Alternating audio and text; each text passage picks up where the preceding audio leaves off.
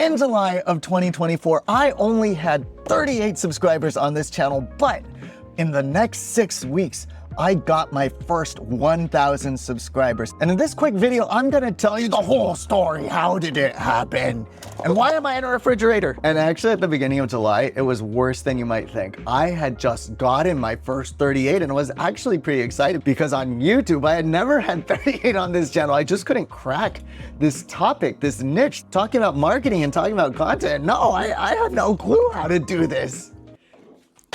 Crap. See, truth be told, it took me 2 years to get that 38 subscribers. Not that I was working consistently the whole time either, because I got really discouraged and I quit. I worked pretty hard for weeks, even months, and was almost 2 years before this year. A year and a half. All the videos are still there. There are receipts on this channel. I haven't deleted a single one. So actually, I was kind of surprised that this worked out at all too. Wasn't on my summer bingo card to suddenly grow my channel to 1,000 subscribers and log 33,000 views. Actually close to 45,000 now at the start of October. So to be fair and to tell you what I was working with at the start of the summer, I had been doing videos since about 2016-ish, unless you count those videos I made for church in 2007. But it was like just 1, 2 back then. Windows Movie Maker kind of stuff.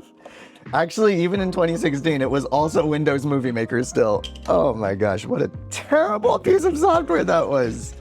Awful, awful, awful, awful. If you're getting started now, just know you're starting at a very, very good time tools-wise. But if I had committed to 3 simple commitments earlier in my journey, who knows? I could have hit this in 2017, and where would I be right now? But it's okay. Your race, your pace. I'm gonna keep coming back to that.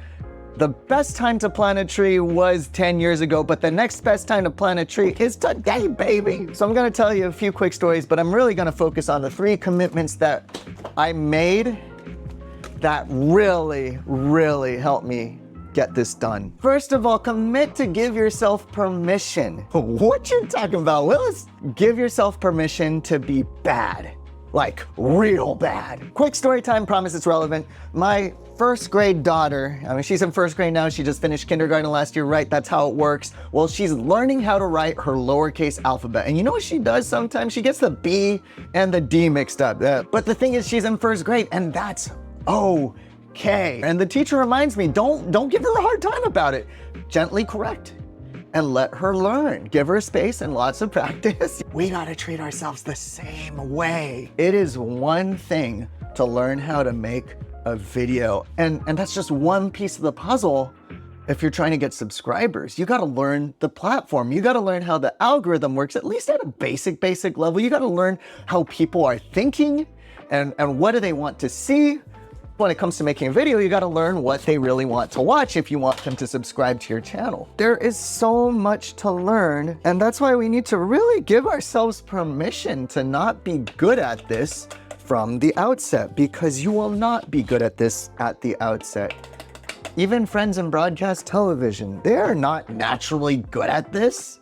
A friend of mine was a news anchor for a local TV channel, and she's asking me questions. Well, how do you get started with this? Like, it's not obvious. That is the one thing I'd say I'm really happy about my early videos on this channel. I practice in public. I gave myself permission to be bad, and I just started putting work out there. I started putting videos on the channel, even though I didn't quite know what I was doing yet. I was figuring it out live and putting those videos out live, and I wasn't really caring about it. What do you want? Strawberry? Okay, you like it? Really? To be totally clear, I think that was one of the biggest things that I did right. I practiced in public. I said, oh, I don't quite like the way this video came out, but you know what? I'm gonna put it out there. That leads me to the second commitment. You gotta commit to the process. That's one thing I did right this summer. You want more strawberry? You want big one? They're all small. Here. And when I say commit to the process, I think there's 3 commitments inside of that. The first is to commit to create and not just stare at the statistics. And honestly, that's where I went wrong. I was looking at the statistics, and that is what happened every time that I've quit video. Not just this last time with this channel where I took a 1.5 year break from it when I could have been, you know, actually building something meaningful. I was looking too much at my statistics. I would get really discouraged. And let me tell you, it's real. Even right now, when I post a video and it doesn't get 1,000 views, heck, when it doesn't get 500 views, I'm like, what did I do? Fun fact, you don't need a lot of followers to get income. A lot of people talk about monetizing their accounts, and the platform sets up some numbers like YouTube, 1,000 subscribers, 4,000 watch hours to get monetized, so that they'll pay you, monetize. Guess what? You don't need to hit those numbers to monetize your channel. You can get paid. That's what I did on Instagram. I didn't have 1,000 followers yet. Here's the funniest thing, just creating videos got people to realize, yo, Ed does marketing and automations and this kind of stuff. Maybe we should hire him. And they just reach out to me in the DMs.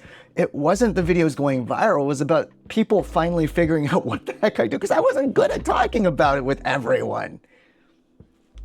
Another? You want the biggest one? Yeah. Okay, you want the biggest one. So you don't want to completely freak out looking at your stats, because that will stop you. Honestly, you can be profitable. You can do this before you hit YouTube's arbitrarily chosen numbers. And I am gonna talk a lot more about that this fall. So if you haven't already, like and subscribe if that's your jam. And heck, if you're getting value out of this already while I'm making my shake. Let me speed up. Your stats are useful. Don't get me wrong. Look at your stats, but glance at them and look forward. I like to say the stats are kind of like your roadmap. The stats are showing you where you are relative to where you want to be, right? You got Google Maps, you are here, you want to go there, this is where you are. But you don't drive looking at Google Maps, you crash your car. And that's what happened to my Instagram. That's what happened to my other YouTube attempts. But what you should do is look at that and commit to making the next step. Commit to being 1% better. You want to reflect, definitely. You want to think about how to be better. You won't want to look at the statistics more than it'll help you be 1% better. Honestly, I'm really thinking about deleting YouTube Studio for a week just to see what happens. And the third commitment, when I say commitment to the process, I mean commit to publish. Commit to just put work out there. My boy is very committed to frozen strawberries right now. And I want you to be committed to putting out fresh content on a regular basis. Challenges have been so good for me. Insta Club Hub did a 30-day Instagram challenge that got me really committed to Instagram finally in 2021.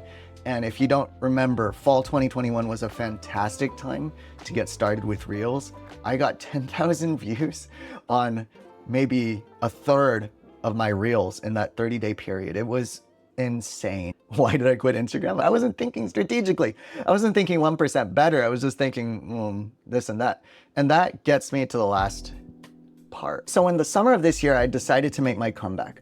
I had found out that vlogging was really kind of a big deal. And I looked at the formats that were working and I realized I could do this. I could do this. Where is the lid? Oh.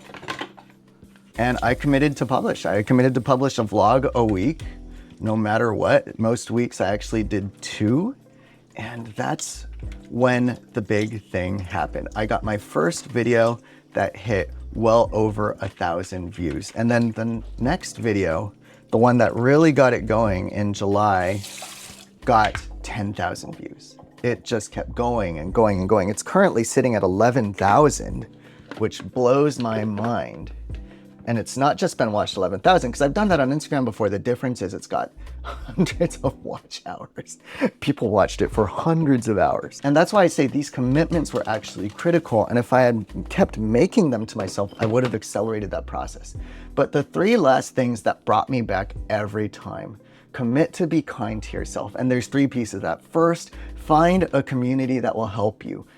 Video Ranking Academy is one such community. It's a paid course and community, but I highly recommend it if you're really serious about YouTube.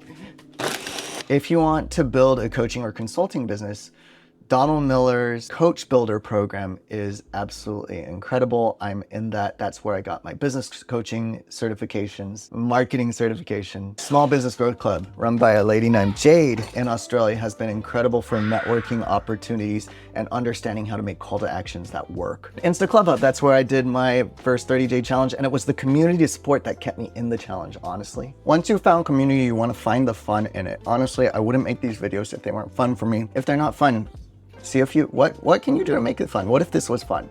Delete the parts that are not fun. Start doing things that are fun for you. Red sunglasses is one of them for me. Yelling at the camera, doing goofy things, making smoothies while I make my video, because who's got time to make videos? And the last thing you want to do is you want to find out what your real goals are, which is exactly what I'm talking about in the next video right here.